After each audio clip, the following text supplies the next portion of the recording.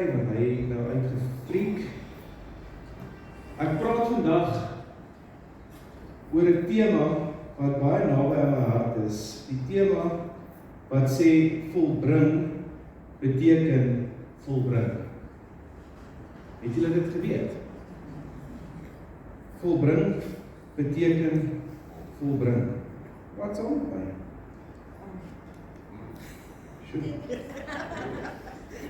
Tafkraat. Ek het nie geweet, julle weet nie dat volbring regtig volbring beteken nie, maar volbring beteken toe nou al die tyd volbring. Ek wil hê julle moet saam met my die volgende lees en dit is waaroor ons vandag hier is. In Johannes 19 vers 30 lees ons die volgende. Toe Jesus die suurwyn geneem het, sê hy, dit is volbring. En hy het sy kop vooroor gebuig en sy gees oorgegee. En die van julle wat nie die storie van Jesus se kruisiging ken nie, daar's 'n boek daar buitekant, die Bybel, gaan lees hom. Maar as 'n vereenvoudiger weergawe daarvan in die kinderbybel, lees ons ook die storie van Jesus se kruisiging. Jesus het aarde toe gekom om vir ons skuld te betaal. Jesus het aarde toe gekom sodat ons in verhouding kan leef met die Vader. Dit was sy missie hier op aarde gewees, en om dit te kon regkry, moes Jesus die laaste week van sy lewe deur 'n klomp goed gegaan het, en een van dit was die kruisdood. En dit is hoekom ons hier is vandag, om dit te vier. Jesus het gehang aan 'n kruis, en net voordat hy gesterf het, het hy om die skrif te vervul gevra, hy is dors, en hulle het hom 'n bietjie suurwyn gegee, en toe hy geproe het, en hy besef het, dit is klaar, alles wat ek gekom het om te doen, is nou afgehandel, het hy seker die sterkste uitspraak gemaak, dit is volbring. Ons ken dit ook as tetelestai, en wat beteken die woord tetelestai, en wat beteken dit toe hy gesê het volbring? Volbring, tetelestai, beteken 'n voltooide aksie, en hierdie is baie mooi, met blywende resultate. Jesus het gehang aan die kruis, hy het gesê, dit is volbring, hy het 'n aksie voltooi, en daai aksie het blywende resultate, wat tot vandag toe nog deel is van ons lewe. Tetelestai beteken ten volle afbetaal. En ons gaan nou hoor wat dit beteken. Tetelestai beteken ook totale oorwinning. Dit is belangrik om hierdie ene te snap. Totale oorwinning. Nie 'n klein bietjie oorwinning nie, nie 'n helfte van 'n oorwinning nie, totale oorwinning. Dis nie soos wat ons elke oggend nou in die nuus hoor, waar Trump sê, Iran is nou uitgewis, en dan hoor ons later, daar's nou weer 'n missiel wat geval het nie. Iran is nog nie heeltemal uitgewis nie. Maar toe Jesus gehang het aan die kruis, en hy gesê, tetelestai, het dit wat hy oorwin het, totaal en al gestop, dat enige iets teruggeskiet kan word. Dis volbring. En tetelestai beteken ook, 'n vonnis is totaal en al uitgedien.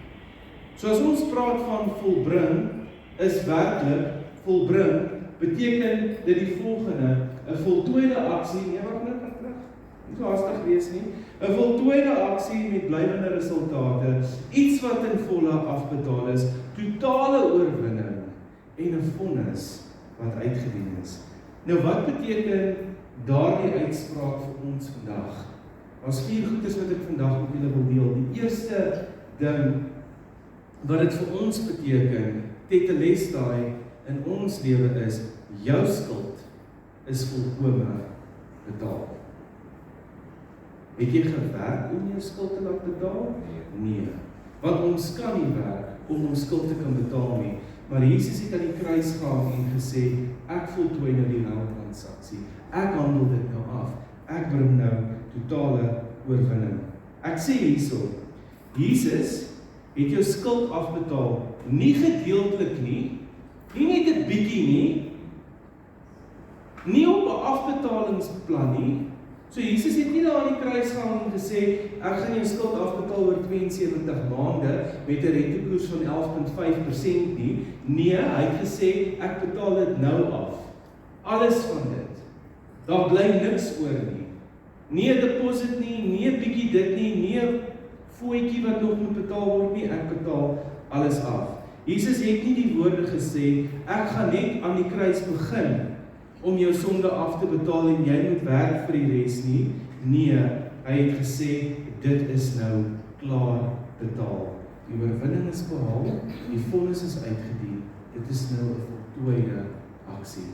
Toe Jesus aan die kruis gaan het hy jou en my skuld totaal en al afbetaal. Afgehandel, past tense.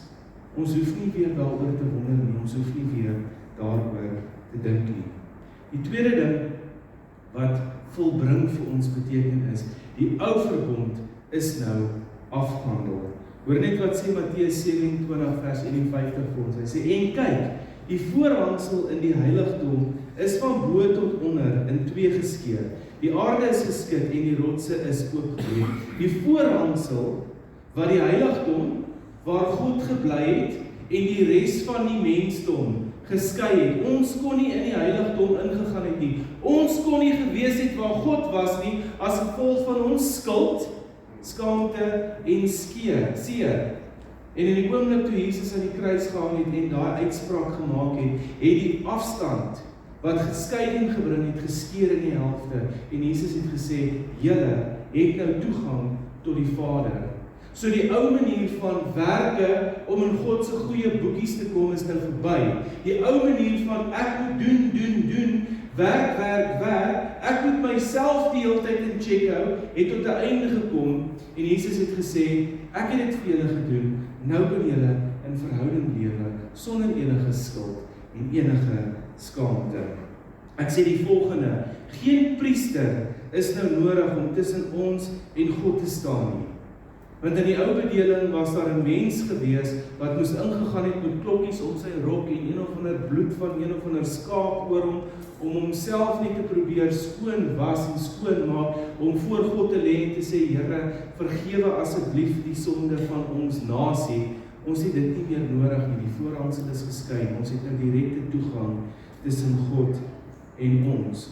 Ek sê dit net, Jesus het afgehandel, sodat God nie meer ver hoef te wees nie. Die derde ding, wat tetelestai beteken vir ons is, die mag van sonde is gebreek. Julle moet hierdie nou mooi verstaan, jou skuld is klaar afbetaal, maar hy het ook gekom en gesê, die mag wat dit op ons het, is nou ook gebreek. Hoor gou wat sê Paulus vir ons in Romeine 6, vers 6 en 7, hy sê, dit weet ons, dat ons ou mens saam met hom gekruisig is, sodat ons sondige bestaan tot niet gemaak kan word, en ons nie meer slawe van die sonde sal wees nie. Wie gesterf het, is immers vrygemaak van die sonde. Jesus gehang het in die kruis, het hy nie net vergewe nie, hy die mag, die angel, dit wat ons die hele tyd terugtrek van, het hy ook weggevat, en hy dit ook gebreek. Ons is nou gekruisig saam met Christus.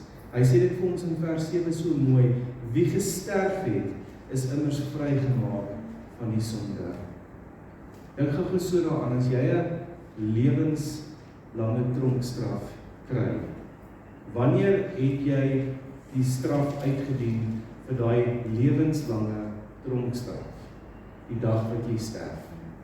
Dan kan hulle nie jou liggaam meer in die tronk hou en sê, nee, maar hy het nog nie sy vonnis uitgedien nie. Die dag wat jy sterf, het jou lewenslange tronkstraf uitgedien. En vers 7 sê, ons wat in Christus gesterf het, daai tronkstraf is klaar. Daai straf wat teen ons was, daai uitspraak wat teen ons was, is klaar. Dit het nie meer mag op ons nie, ons het gesterf, ons het ons tronkstraf uitgedien. Ek sê, Jesus het nie net vergewe nie, maar oorwinning behaal. Dis hoef ons nie meer te sukkel met ou patrone nie. Ons skuld is afbetaal, maar Jesus het ook die angel, dit wat ons terughou, dit wat ons mee sukkel, het hy ook gebreek. So jy wat sukkel, met 'n ou patroon van die ou mens, jy hoef nie daarmee te sukkel nie. Wat jy kan doen is, jy kan na Christus toe gaan en vir hom sê, Jesus, ek sukkel met A, B en C. Ek weet, jy het klaar vir my die oorwinning behaal, jy het klaar die straf en die skuld van daai weggevat. Help my nou, sodat hierdie nie deel van my lewe moet wees nie. En dit vat my na my laaste punt toe. Jesus het in daai oomblik ook jou nuwe identiteit vasgemaak. Hy het die ou mens gevat, skoon gewas, alles wat ek nou oor gepraat het, en hy het vir jou 'n nuwe identiteit gegee.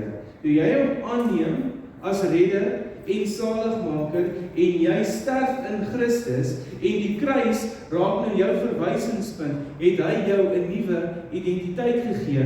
Wanneer God die Vader na jou kyk, kyk hy nie meer vas aan die ou mens nie, maar hy kyk nou vas aan die nuwe mens.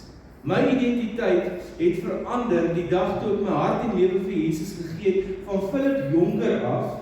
Ek is nog steeds op papier Philip Jonker, maar ek het 'n naamsverandering gekry, want ek is nou deel van 'n ander familie. As God nou na my kyk, kyk hy na my deur die oë van Jesus Christus, wat nou my ouer broer geword het, so dit beteken my van het verander, my hele verwysing het verander. Ek is nou deel van die Christus familie. Jou identiteit het verander, daarom hoef jy nie meer te sukkel nie. Ek sê hierso, omdat ons 'n nuwe identiteit het, werk ons nie na die kruis toe nie. Ons werk nie meer om in God se goeie boekies te kom nie. Ons werk nie meer vir ons vergifnis nie. Ons werk nie meer nie. Ons werk nou van die kruis af. Hierso is die kruis van Jesus Christus, en ek hoef nie meer na hom toe te loop nie. Ek loop nou van hom af weg. Die kruis is nou my verlede. My identiteit is verander, en ek hoef nie meer te sukkel nie. Ek sluit af met hierdie vers in Hebreërs, of hierdie paar verse in Hebreërs 10, wat hierdie hele boodskap so mooi saamvat.